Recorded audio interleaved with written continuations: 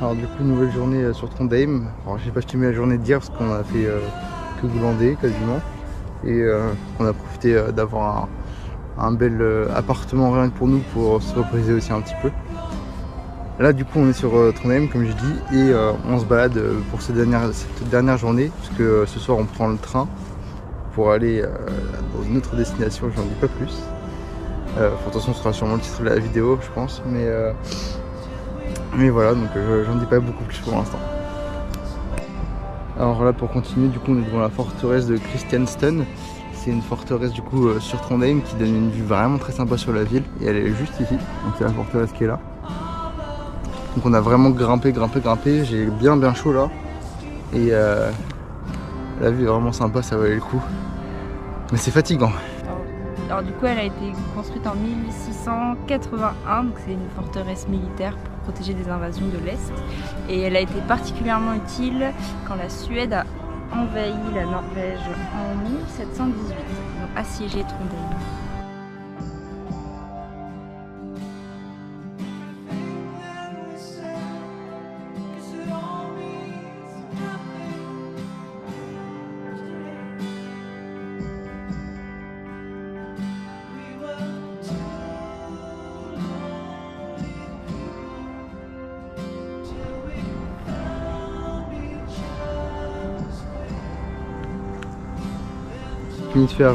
On a fini de faire le fort et là on va se diriger du coup vers l'université de Trondheim, donc, qui a un style pareil très médiéval, donc on avait très envie de la voir. Et puis voilà, donc on va se balader un petit peu. La journée elle va être longue parce que je sais pas si je l'ai déjà dit ou pas, on peut le calculer dans la tête. On va devoir rester éveillé jusqu'à 23h parce qu'on prend un train du coup à 23h, donc on va passer encore 11 heures dehors. Je sais pas ce qu'on va faire pendant 11 heures ici. Parce que toute la partie, on va dire, vieux Trondheim, on l'a fait. Tout ce qui est vieille ville, on l'a déjà fait. On a déjà bien travaillé dessus. Et là, on est plus dans la nouvelle ville, qui est très sympa quand même. Hein. Des belles maisons et tout. Franchement, c'est cool. Mais 11 heures, c'est long. Donc voilà.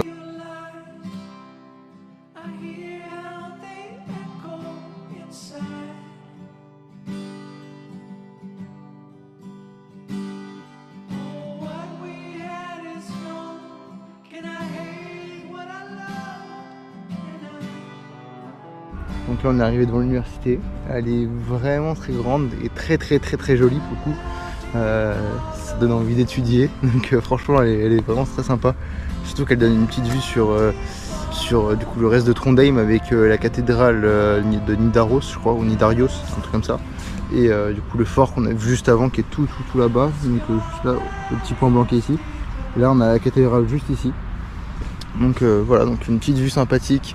Ça fait très château de Poudlard un petit peu. Donc ouais, non, c'est quand même très sympa.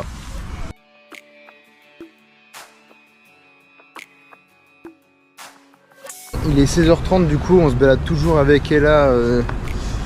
On fait passer le temps plutôt. Et du coup à 23h on prend notre train. Et c'est ce soir qu'on passe, enfin c'est ce soir, c'est techniquement demain matin, dans la matinée, je sais pas à quelle heure, on passe le pôle arctique. Et j'ai trop hâte, ça va être trop cool.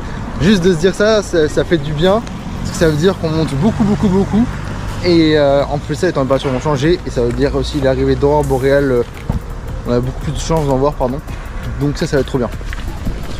Alors on devait prendre un train à 23h. Comme on vous avait expliqué, un train de nuit. Sauf que y a eu un déraillement de train juste avant nous. Sur la ligne qu'on devait prendre. Plutôt grave. Du coup notre train est annulé, il n'y a pas d'autres possibilités, les routes sont fermées aussi, donc on se retrouve sans nuit et on a réservé au moins 10 jours là, des prochaines nuits, donc on ne peut pas se permettre de décaler notre programme. Du coup on a essayé de trouver une solution, on va essayer de prendre l'avion. Il y a 2 escales, on retourne à Oslo, après à Stockholm, après à Kiruna.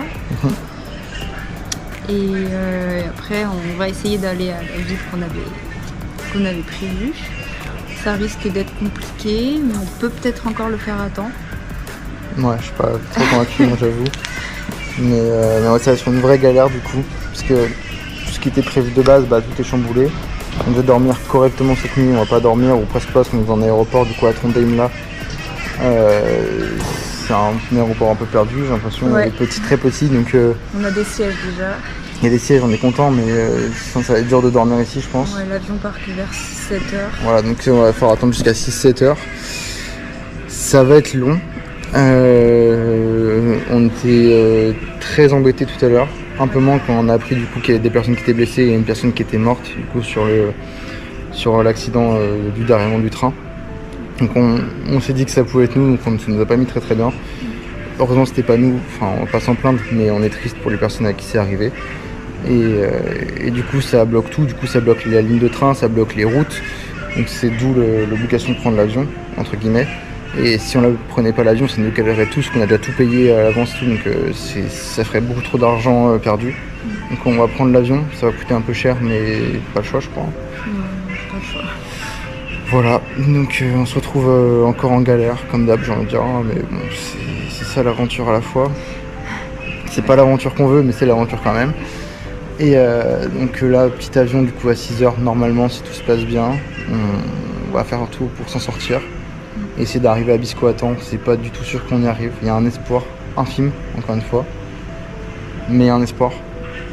Donc on va rien lâcher. On est attristé, fatigué, on n'a pas mangé, c'est pas trop drôle là. Stressé. C'est très stressé, ouais.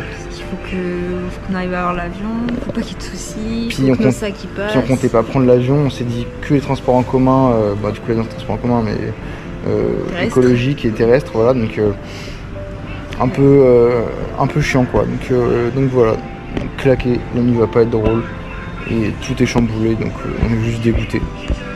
Voilà, et on sait pas si on va s'en sortir. On sait pas où on va finir demain matin, ou ce soir, ou n'importe où d'ailleurs. Il est 21h14. Voilà, donc et la journée on a commencé très très tôt, parce que depuis 11h on est dehors à attendre du coup le train qui n'arrivera jamais du coup.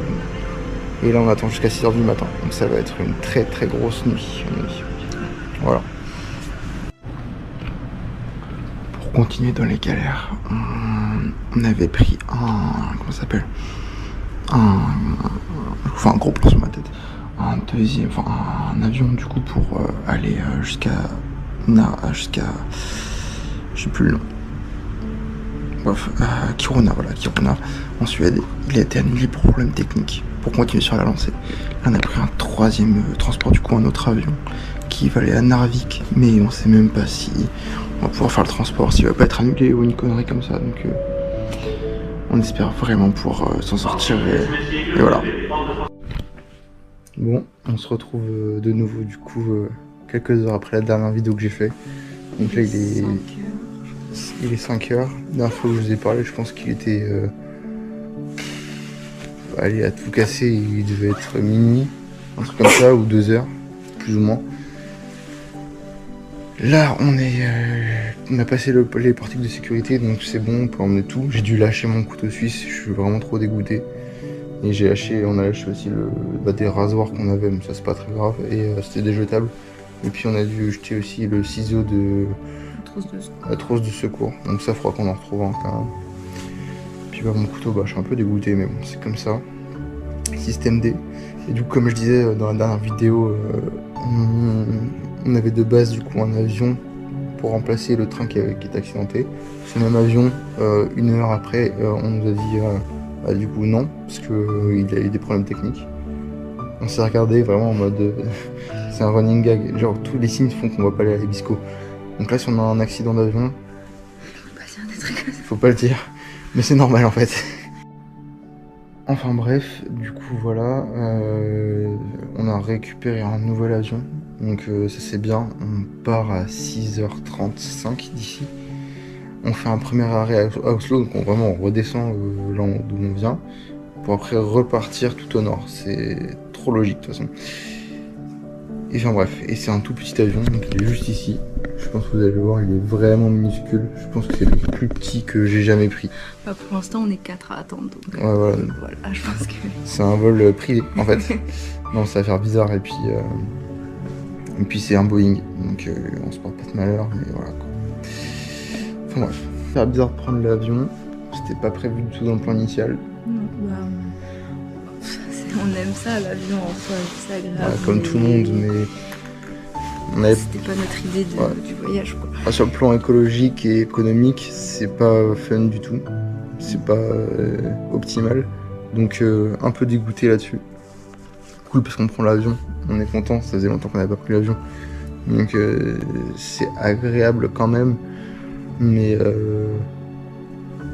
c'est juste une histoire de pouvoir arriver à temps et de pouvoir profiter de notre logement à Abisco et de Abisco tout court, parce que sinon c'est mort en fait. Là on est censé arriver ce soir à vers 16h je pense, un truc comme ça, peut-être plus tôt, et si on fait pas ça, on n'a aucune chance de l'avoir, donc voilà.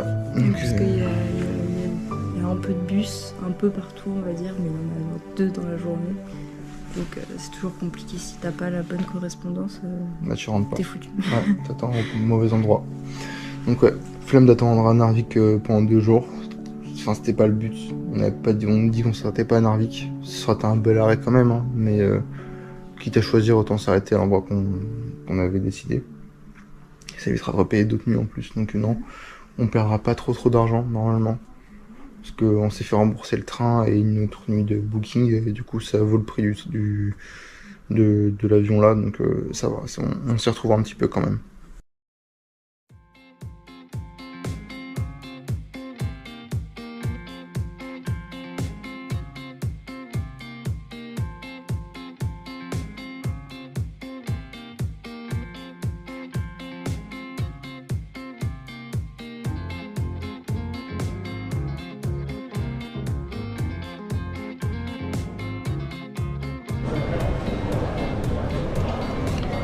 Et là, vous pensez qu'on est arrivé à destination, hein. Ah oui, vous y croyez, hein. Allez, petit garnement. Bah non, on n'est pas à destination. Et on n'est pas prêt d'y être. Où commencer et où ça se finit pas surtout. Et bah tout simplement, ce matin, je vous ai fait des vidéos de l'avion et tout, donc l'idée c'était nickel, on avait le trajet et tout en tête, c'était parfait. Et donc on a pris le premier avion qui arrive jusqu'à Oslo.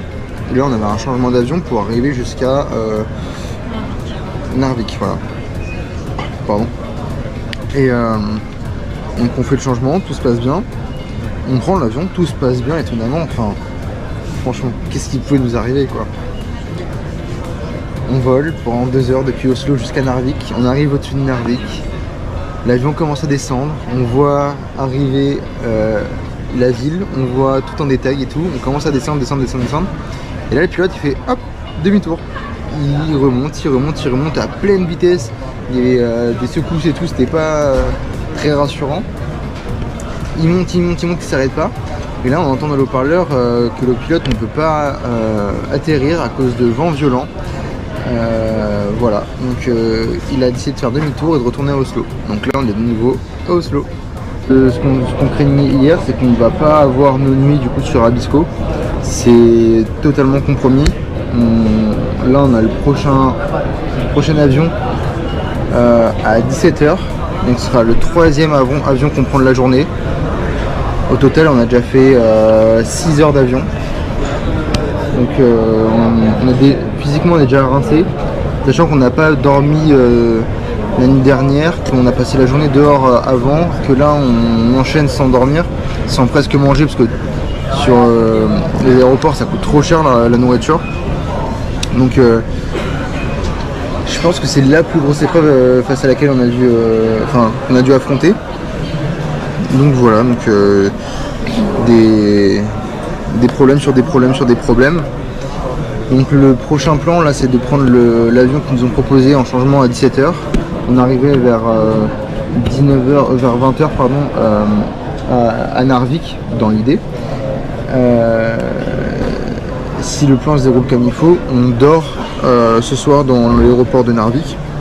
Et demain on a dit tant pis, on va pas à Abisco, on va pas à Narvik, on fonce direct au Lofoten et tant pis pour le reste, on peut plus passer autant de temps à attendre les transports, donc voilà.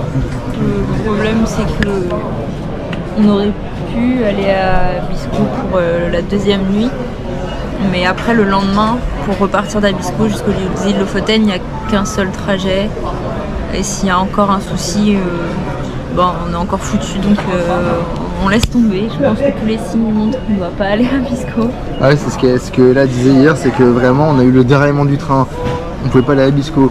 On a le premier avion, on ne peut pas aller à Bisco parce qu'il a un problème technique. Là on a un avion, il ne peut pas aller à Bisco parce qu'on a une rafale de vent trop forte.